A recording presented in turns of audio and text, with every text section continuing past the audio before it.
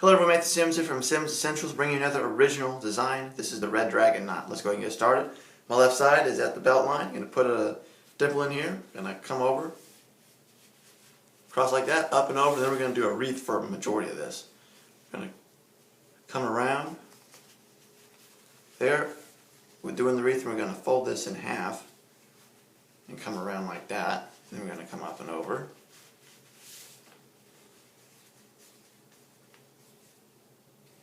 Then we're going to fold that in half like that. Well, we're going to do a wreath. Then we're going to fold that through the other wreath like this. We're going to do another wreath. We're going to go around like this. Then we're going to wrap it around. And then it just kind of naturally just lost the wreath and just was folded in half. We're going to use that. And we're going to come over here like this.